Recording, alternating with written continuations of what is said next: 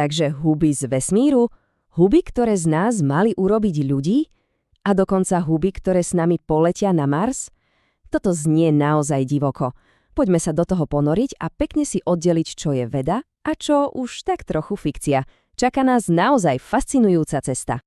Začnime hneď tou najodvážnejšou otázkou. Čo ak jeden z najstarších a najrozšírenejších organizmov na našej planéte v skutočnosti, nie je tak úplne z našej planéty?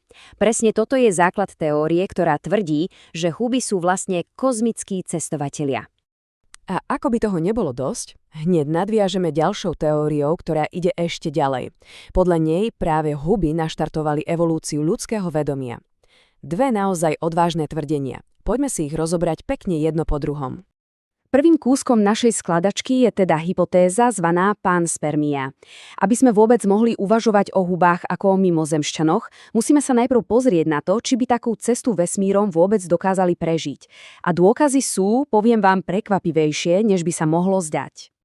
Panspermia v skratke je teda myšlienka, že život sa môže šíriť vesmírom tak trochu ako semienka vo vetre. Táto idea tu s nami je už dlho, no stáva sa naozaj zaujímavou, keď si položíme otázku, ktorý pozemský organizmus by bol na takúto cestu tým najlepším kandidátom?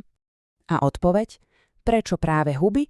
No, celý kľúč sa skrýva v ich spórach. Sú to v podstate dokonalí kozmickí cestovatelia v mikroskopickom balení. Sú od prírody navrhnuté tak, aby prežili aj tie úplne najdršnejšie podmienky, aké si vieme predstaviť. A teraz pozor, lebo toto nie sú teórie. Toto sú skutočné výsledky experimentov. V roku 2005 poslali lišajníky, čo je v podstate symbióza huby a riasy, na takmer 15 dní do otvoreného vesmíru. Vrátili sa a fungovali ďalej, ako by sa nič nestalo.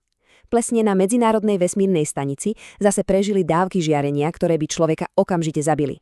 A dokonca na starej stanici Mir sa ukázalo, že tam huby nielen prežili, ale aktívne kolonizovali a poškodzovali jej časti. Takže aby sme si to zhrnuli, vieme s istotou, že huby sú neuveriteľne odolné. Teoreticky by cestu vesmírom naozaj mohli prežiť. Čo však nevieme a na čo nemáme absolútne žiadny priamy dôkaz, je to, či sa to naozaj niekedy stalo. Dobre, poďme teraz na chvíľu opustiť teóriu o tom, odkiaľ huby prišli. Pozrieme sa na rovnako divokú teóriu o tom, čo mali urobiť, keď tu už boli. Čo ak huby neformovali planétu, ale pomohli sformovať myseľ, ktorá jedného dňa pôjde do vesmíru. A tu sa dostávame k jadru teórie Stoned Ape, teda teórie opitého primáta, ktorú sformuloval etnobotanik Terence McKenna. Jeho odvážna myšlienka bola, že práve konzumácia psychedelických húb bola tou, povedzme, rozhodujúcou iskrou v našej evolúcii. McKenna to v podstate rozdelil na 3 fázy. Fáza 1. Malé dávky podľa neho zlepšili našim predkom zrak, čo z nich urobilo lepších lovcov. Potom fáza 2. Stredné dávky mali podporiť sexuálnu aktivitu a sociálne väzby v skupine. A nakoniec, tá najdôležitejšia, 3. fáza, vysoké mystické dávky podľa neho viedli k explózii kultúry, k umeniu, jazyku a náboženstvu. A hoci to znie ako čisté sci-fi, moderná veda nám ukazuje, že na tejto myšlienke možno niečo je. Skeny mozgu totiž potvrdzujú, že psychedelika dokážu dočasne akoby prekáblovať mozog. Zvyšujú komunikáciu medzi oblastiami, ktoré za normálnych okolností príliš nespolupracujú. A výsledok? Práve tá explózia kreativity a nových myšlienkových vzorcov. Ale tu musíme byť veľmi opatrní. Na jednej strane áno, máme dôkazy, že tieto látky hlboko ovplyvňujú našu psychiku, no na druhej strane, a toto je naozaj kľúčová kritika, psilocibín mení vedomie, ale nemení bény. Evolúcia funguje cez dedičné zmeny v DNA a tie huby jednoducho nespôsobujú.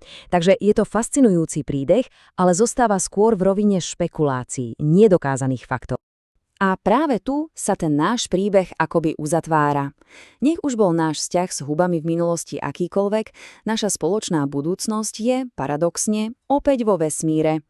Huby možno neprišli z vesmíru, ale my ich tam teraz celkom aktívne berieme. Zabudnime na chvíľu na tie mystické predstavy o tom, že huby majú nejaký vlastný tajný plán. Realita je možno prozaickejšia, ale o to fascinujúcejšia.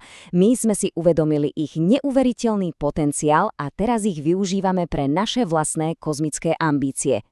A toto je časť, ktorá je podľa mňa úplne úžasná. NASA pracuje na hubových tehlách, ktoré by mohli doslova vyrásť na Marse a stať sa základom našich budúcich domovov. SpaceX plánuje v roku 2025 pestovať gurmánske huby vo vesmíre ako čerstvé jedlo. A možno to najneuveriteľnejšie, skúmame huby, ktoré sa doslova živia radiáciou ako potenciálne živé štíty pre kozmické lode. Toto už nie je sci-fi, toto je realita, ktorá sa deje práve teraz. Takže všetky tieto neuveriteľné fakty a projekty nás prirodzene vedú k jednej hĺbšej, možno až filozofickej otázke. Čo to všetko vlastne znamená pre náš vzťah s týmto zvláštnym kráľovstvom života? Keď sa pozrieme pod zem, zistíme, že to, čo bežne voláme huba, je len plod. To skutočné telo, mycélium, tvorí obrovské prepletené podzemné siete. Tieto siete až nápadne pripomínajú náš mozog alebo internet. Sú to komplexné informačné systémy, ktoré vnímajú a reagujú na svoje okolie. A len tak pre predstavu o ich surovej sile. Európska vesmírna agentúra testuje huby v podmienkach 20-násobnej gravitácie, 20-krát viac ako na Zemi. A oni to prežijú. To len ukazuje, s akou neuveriteľne odolnou formou života sa tu vlastne rozprávame. Takže, možno ten správny pohľad nie je vnímať huby ako nejakých mystických učiteľov z našej minulosti. Možno je oveľa presnejšie vnímať ich ako kľúčových partnerov pre našu budúcnosť. Sú to organizmy, ktoré nám môžu pomôcť prežiť a prosperovať ďaleko, ďaleko od domova.